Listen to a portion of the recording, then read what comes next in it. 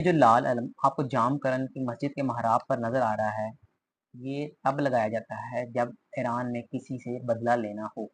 यानी कि सिचुएशन ये है कि ईरान ने ऐलान किया है कि वो इस्माइल हानिया जो कि हमास के पॉलिटिकल ब्यूरो चीफ थे, जिनका कत्ल ईरान तेहरान के अंदर हुआ है, उनका बदला लेगा। यानी सिचुएशन बहुत ज़्यादा गंभीर है इस वक्त मिडल ईस्ट के अंदर। सिचुएशन को जान समझने से पहले हमें इस्माइल हानिया को समझना पड़ेगा। इस्माइल हानिया बुनियादी तौर पर उन माँ बाप की औलाद है जो 1948 में पहले नकबा के दौरान निकाले गए थे, यानी उन फलस्तीनी ज़मीनों से निकाले गए थे जहाँ पर आज इसराइल कायम है। उनको अश्कलान से निकाला गया था। फिर ये अल शक्ति नाम के गजा के अंदर एक रिफ्यूजी कैंप में रहने लग पड़े। वहाँ पर यूएन के अंडर जो स्कूल चलते हैं उनके ज़रिए उन्होंने तालीम हासिल की और 1987 में उन्होंने अपनी एजुकेशन मुकम्मल की। अरबिक लिटरेचर में एमफिल उन्होंने किया इस्लामिक यूनिवर्सिटी गाजा से। 1987 में ही फर्स्ट इंतफादा हुआ और वो पॉलिटिकल एक्टिविटीज़ में आ गए और उस दौरान ही शेख यासीन जो कि एक मजदूर फ़लस्तीनी लीडर थे, उन्होंने हमास की बुनियाद रखी। तो ये भी ये जो इस्माइल हानिया है, ये भी इनके फाउंडिंग फादर्स के अंदर शामिल हो गए, लेकिन उस वक्त इनका रैंक लो था। रैंक लो था इसलिए वो जल्दी पकड़े भी गए और जेल में चले गए। इसराइल के पास वो कैद में रहे। फिर 1992 का साल आया जब उनको रिहाई मिली और वो गाजा में दोबारा आ गए। यूँ उनका एक सफ़र जारी रहा और वो गाजा के अंदर सर्व करते रहे हमास के अंदर, कभी छोटे लेवल पे कभी बड़े लेवल पे। फिर ज़िंदगी का जो सबसे बड़ा टर्निंग पॉइंट साबित हुआ था वो था गजा का 2006 का इलेक्शन। हुआ कुछ यूँ था कि 2006 में गजा खाली कर दिया था इसराइली फौजियों ने। उसके बाद वहाँ पर इलेक्शन हुआ जिसके अंदर हमास ने कामयाबी हासिल की और उसके बाद एक कोalition गवर्नमेंट बनी। वेस्ट बैंक की जो पीएलओ थी जो कि एक सेकुलर जमात थी और हमास की गजा के अंदर जो हुकूमत बनाई गई, एक कोalition गवर्नमेंट बनी जो कि दोनों को मॉनिटर करती थी। फिर हुआ कुछ यूँ कि आपस में इनकी लड़ाइयाँ शुरू हो गई हमास और पीएलओ के लोगों की और 2007 में ये गवर्नमेंट खत्म हो गई। 2007 में तो गवर्नमेंट खत्म हो गई लेकिन इसके साथ में हमास का पूरा कंट्रोल गजा के ऊपर बन गया और यूं वो हमास के प्राइम मिनिस्टर बन गए।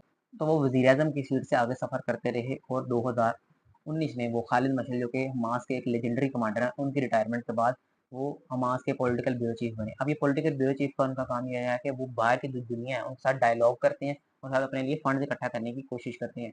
तो ये बहुत इंपॉर्टेंट सीट होती है। और अब जब से 2023 से जंग लड़ी है तो ये एक लिंक का काम करते थे बिटवीन हमास की वो क्या जैसे याहिया सिनवार वगैरह हैं जो कि टनल्स के अंदर काम कर रहे हैं और बाकी के जो बाहर डेलीगेट्स हैं जिनके साथ इन्होंने काम करना है पीस डील के ऊपर, यानी कि ये इंपॉर्टेंट लिंक है। अब उनके ऊपर यहाँ पर एक एतराज़ किया जाता था कि अगर वो इतने ही सिंसियर हैं अपनी कॉज के साथ तो वो कतर में क्यों बैठ कर ये काम कर रहे हैं।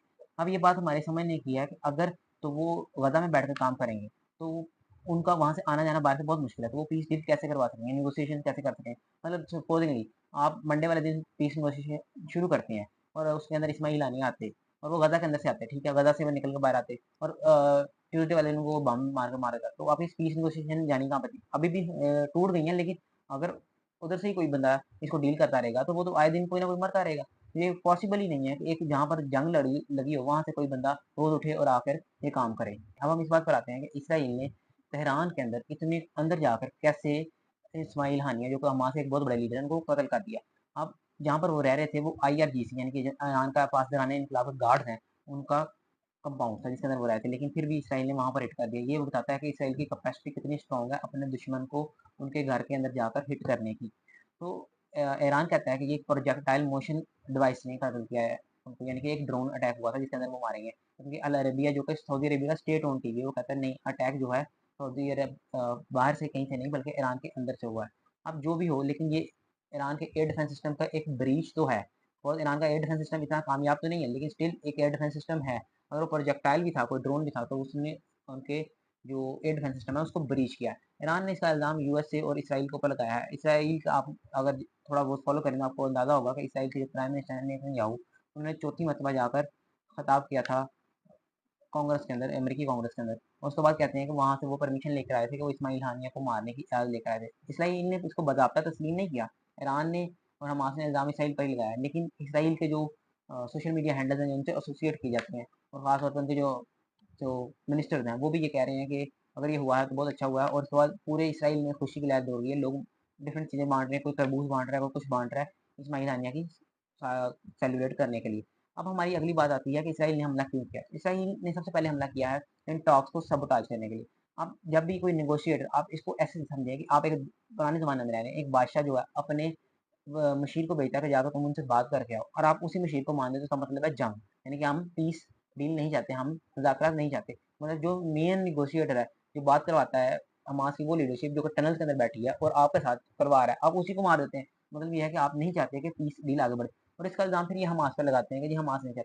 सबसे पहले इन्होंने हमास के ऊपर ऐसे टर्म्स अप्लाई करने की कोशिश की जो कि बहुत मुश्किल थी किसी भी मुल्क के लिए या किसी भी ऐसी तंज़ीम के लिए जो एक कॉज़ के लिए लड़ रही है, उसके लिए बहुत मुश्किल था इसको एक्सेप्ट करना। उसके बाद इन्होंने एक ये काम किया और देन उसके बाद अभी इन्होंने उनके जो मेन डायलॉग पर्सन थे, उनको मार दिया, ठीक है? अब ये क्या है, ये क्यों कर रहा है? जो नेतन्याहू है उसको पता है कि उसकी हुकूमत बचने की नहीं है। उसकी हुकूमत खड़ी है इत्तेहादियों के साथ। जिस दिन ये जंग खत्म हुई उस दिन इत्तेहादियों ने अपने जो पैर हैं उनसे निकाल लेने हैं हुकूमत की शिप से और हुकूमत ने डूब जाना है और हुकूमत डूबी तो उसके बाद इसके ऊपर करप्शन के केसेज़ हैं बहुत ज़्यादा। तो यानी कि मतलब ये है कि इसकी जो वैल्यू है वो इसराइल के अंदर बहुत ज़्यादा गिर गई है और इसराइली अवाम भी काफ़ी जैसे एहतजाज कर रहे हैं। पहले ये 7 अक्टूबर से पहले ये एहतजाज कर रहे थे, जुडिशरी के खिलाफ ये इकदामात कर रहे थे, उनके खिलाफ फिर 7 अक्टूबर के बाद ये रेफ्यूजीज़ के लिए एहतजाज कर रहे हैं। अब इसके बाद ये है कि अगर तो ईरान इस रीजनल वॉर में शामिल होता है, तो इसराइल अकेला उसका मुकाबला नहीं कर सकता। बिकॉज़ जितनी भी है मैन पावर ईरान की बहुत ज़्यादा है। ईरान के पास उसके बाद उसकी वो भी बहुत ज़्यादा है, प्रॉक्सीज़ बहुत ज़्यादा है। तो चाहता है कि किसी न किसी तरह हम अमेरिका को शामिल करें। अमेरिका को शामिल करने से ये होगा कि इसराइल को एज हासिल हो जाएगा ईरान के ऊपर बिकॉज़ ईरान जो है अमेरिका की टेक्नोलॉजी का सामना नहीं कर सकता। जब अमेरिका आएगा तो वो अकेला नहीं आएगा, वो एक कोएलिशन बना कर लाएगा। जैसे वो ईरान में आया सॉरी अफ़गानिस्तान में आया और इराक में आया, वो इसी तरह कुछ करना चाह रहा है। और एक और चीज़ है, अभी ये जो रिसेंटली हमारे पास ये जिनको प्राइम मिनिस्टर प्रेज़ेंट सेलेक्ट हुए हैं ईरान के, वो एक मॉडरेट प्राइम मिनिस्टर है जो कि ईरान और अमेरिका को क्लोज़ लाना चाहते हैं। लेकिन अमेरिका ऐसा कुछ नहीं चाहता। आपको याद होगा कि 2015 में जेसीपीओए के नाम से एक न्यूक्लियर डील हुई थी। उसके अंदर इसराइल ने दखल डालने की बड़ी ज़्यादा कोशिश की। इसराइल जो है ओबामा से बहुत परेशान था बिकॉज़ उसने ही ये डील की थी। जब ट्रम्प आया तो इसराइल और सऊदी अरबिया बड़े खुश हुए क्योंकि उनको पता था कि ये इस डील से निकल जाएगा। वो इस डील से भी निकला, उन्होंने प्रेशर किया, फिर उन्होंने जेरूसलम को एज़ अ कैपिटल भी मनवा लिया। यानी कि ईरान अगर ज़रा-सा भी एक कदम बढ़ाता है ना अमेरिका की तरफ तो जो अमेर अमेरिका तो परेशान हो ना हो लेकिन इसराइल ज़रूर परेशान हो जाता है। अब एक और चीज़ है कि ईरान पर इससे क्या असरात पैदा होंगे? ईरान इस टाइम बहुत ज़्यादा अंडर प्रेशर है। उसने अपने जो एक्सिस ऑफ रेजिस्टेंस बनाए हैं ना, उसको उसने प्रोटेक्ट करना है। अब उसके एक्सिस ऑफ रेजिस्टेंस कहाँ-कहाँ पर पाए जाते हैं? एक पाया जाता है लेबनान में हिज़्बुल्लाह, इराक में कताइब हिज़्बुल्लाह, पाकिस्तान में भी ज़ैनबीन ब्रिगेड के नाम से मौजूद है, लेकिन वो कम लेवल का है। फिर हमारे पास यमन में हमारे पास हूतीज़ आते हैं, फिर सीरिया में इनके हैं अल बदर ब्रिगेड के नाम से और ये सारे इन्होंने मिडल ईस्ट से 4-5 कैपिटल के ऊपर कब्जा किया हुआ है। तो इसके ऊपर अब ये है कि एक्सिस ऑफ रेजिस्टेंस और हमास भी इनके साथ ही किसी न किसी हालत में अटैच है। अभी एक्सिस ऑफ रेजिस्टेंस को इन्होंने बचाना है। एक्सिस ऑफ रेजिस्टेंस से मुराद ये है कि ये अमेरिका का जो वर्ल्ड ऑर्डर है उसके खिलाफ रेजिस्टेंस शो करते हैं।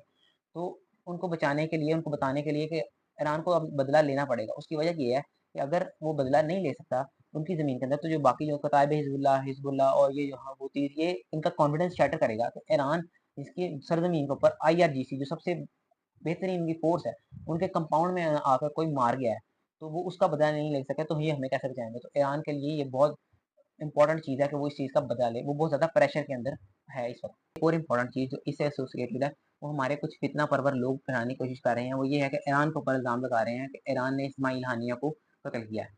अब ये बहुत मुश्किल बात है, इस ईरान इस्माइल हानिया को कत्ल क्यों करेगा? बिकॉज़ इस हमास जो है, उनके ऊपर जो लेबल लगा है, वो इरानियन रेजिस्टेंस का लगा है। अब मतलब ये ऐसे ही है, आप एक फुटबॉल मैच खेल रहे हैं, फुटबॉल मैच आखिरी 5-10 मिनट के अंदर फँसा हुआ है और आप ऑन गोल कर दें जानबूझ के। एक तो होता है गलती से ऑन गोल होना, वो ठीक है, समझ आती है। जानबूझकर आप ऑन गोल कर दें, अपने ही पोस्ट में गोल मार दें, इसी तरह की बात है। तो ईरान ये बिल्कुल ऐसी हरकत नहीं करेगा। अब देखिए ईरान इस टाइम सबसे ज़्यादा मुश्किल सिचुएशन में है।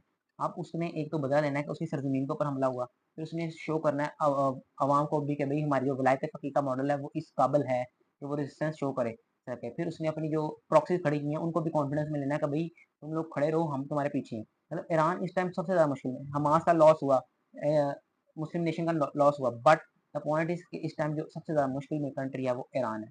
अब यहाँ पर एक और किसी ने सोशल मीडिया पर ही एक बात छोड़ी कि पाकिस्तान को पता था कि जी इस्माइल हानिया जो है ना, उनका कत्ल होने वाला है क्योंकि शहबाज शरीफ ने ईरानियन प्रेज़िडेंट की जो कल इससे पहले जो हल्फ़ बर्दारी की तकरीब थी उसमें जाना था, उन्होंने कैंसल कर दिया। ये बात कहना किसी हद तक दुरुस्त भी हो सकती है किसी लेकिन ज़्यादातर चांस में ये बात गलत है बिकॉज़ उन्होंने इसहाक डार को भेजा था। इसहाक डार डिप्टी प्राइम मिनिस्टर है, मतलब यानी कि अगर प्राइम मिनिस्टर की वैल्यू नहीं है तो डिप्टी प्राइम मिनिस्टर तो क्या छोटी चीज़ होती है। उसके बाद ये है कि और भी बहुत सारे कंट्रीज़ के लोग आए हुए थे वहाँ पर जो डेलीगेट्स वगैरह आए थे, मतलब जैसे ताजिकिस्तान के सदर आए थे, फिर आर्मीनिया के प्राइम मिनिस्टर आए थे, फिर चीफ ऑफ द स्टाफ थे यूरोपियन यूनियन के फॉरेन पॉलिसी के जोसेफ बोरेल, वो भी आए थे। मतलब यानी कि पाकिस्तान को पता चल गया, यूरोपियन यूनियन को नहीं पता चला और दूसरे तीसरे लोगों को नहीं पता चला है, इतने क्लोज़ लोगों को कि इस्माइल हानिया के साथ ये होने लगा। और दूसरी बात ये है कि इस्माइल हानिया का ये जो हुआ है, इन्होंने हमला किया है, ये उस इवेंट के बाद हुआ है। तो इवेंट के बाद वो सारे डिस्पर्स हो जाते हैं। तो इसमें इसको दूर की कौड़ी लाने का मुतरादिफ है, इसका इससे कोई ताल्लुक नज़र नहीं आता। हमें तो। अच्छा, अब इसके इम्पैक्ट की बात करते हैं, इसके इम्पैक्ट करते हैं। अब इसके जो मेन इम्पैक्ट है ना, ये रीजनल वार में चेंज हो जाएगा। अब ईरान को बदला देना पड़ेगा। ईरान ने जैसे अपनी एम्बेसी के ऊपर अटैक का बदला लिया था, बता के कि भई 300 ड्रोन हमले आ रहे हैं, तैयारी करके पकड़ लो, फिर उसको इंटरसेप्ट किया था। ईरान ने सॉरी सऊदी अरब ने भी किया था, अमेरिका ने भी किया था, यूके वाले भी आए थे, फ्रांस वाले भी आए थे। इन्होंने इंटरसेप्ट कर लिया, 2-4 ड्रोन गिरे और ईरान की फेस सेविंग हो गई और ईरान बच के निकल गया। अब इस तरह का करना चाहेगा ईरान, और ईरान नहीं चाहता कि मेजर एस्केलेशन हो, और इसराइल का भी ये बयान आया कि वो मेजर एस्केलेशन नहीं चाहता। लेकिन जिस तरह इसराइल की जो एक्टिविटीज़ हैं, इसराइल ने इस वक्त 5 ममालिक पर हमला किया है। जो यूएसए है उसने इसके साथ मिलकर इसराइल के साथ मिलकर कताइब हिजबुल्लाह के ऊपर इराक में हमला किया है। फिर सीरिया के ऊपर इसराइल ने हमला किया, 2 मुल्क हो गए, फ़लस्तीन पर हमले करता जा रहा है। फिर इसने ईरान के ऊपर हमला किया है और इसके साथ-साथ ये लेबनान के ऊपर भी हमला करा। मतलब 5 ममालिक इस टाइम मिडल ईस्ट में हैं जिनके ऊपर ये हमला करके इसको रीजनल वार में कन्वर्ट करना चाह रहा है। अब रीजनल वार का इसराइल को सबसे ज़्यादा फ़ायदा है और नेतन्याहू को उससे भी ज़्यादा फ़ायदा। तो हमें इस चीज़ को देखना है कि ये रीजनल वार का फ़ायदा किसको है? इसका फ़ायदा किसी मुसलमान मुल्क या किसी और को नहीं है, बल्कि फ़ायदा सिर्फ़ और सिर्फ़ नेतन्याहू और इसराइल को है। जितनी ज़्यादा रीजनल वार होगी, उतनी ज़्यादा चांसेज़ हैं अमेरिका के शामिल होने के। और जब इस साइड में अमेरिका शामिल हो जाए, बिकॉज़ वो एक वार मशीनरी है, वो सबसे बड़ी सुपर पावर है इस वक़्त। तो जब एक सुपर पावर आपकी साइड पर आ जाएगी, तो डेफ़िनेटली इसके इम्पैक्ट बहुत ज़्यादा होंगे। इसका जो सबसे ज़्यादा इम्पैक्ट आएगा, वो आएगा गज़ा वालों के ऊपर। गज़ा के इस वक़्त 40,000 के करीब लोग जानें दे चुके हैं। मज़ीद की हालत बहुत बुरी है। शेल्टर्स में रह रहे हैं, जहाँ पर इस वक़्त आप पाकिस्तान के अंदर देखें इस टाइम पे कितनी हवस है। वहाँ पे जहाँ पे शेल्टर्स में रह रहे हैं, यहाँ पर ना कोई पंखा, ना कोई इलेक्ट्रिसिटी, वहाँ पर उन शेल्टर हाउसेज़ के अंदर रहते हुए उनकी ज़िंदगी कितनी मुश्किल है। अब ये इस तरह के इवेंट जो है ना, उनकी जो अ, मुश्किलात हैं, उनसे नज़र हटा देते हैं। तो इसलिए हमें मेन फ़ोकस रखना है। ये जो आपके इवेंट्स हैं ना, एक तो ये टॉक्स को सबोटाज करते हैं, इसको वॉर की तरफ लेके जाते हैं और जो मेन गोल होता है ना, उससे फ़ोकस को हटा देते हैं। तो आने वाले दिनों में देखते हैं इसका इम्पैक्ट क्या आता है। अभी तो ये आज का इवेंट है, तो नेक्स्ट फर्दर देखते हैं कि क्या अनफ़ोल्डिंग होती है इस इवेंट की।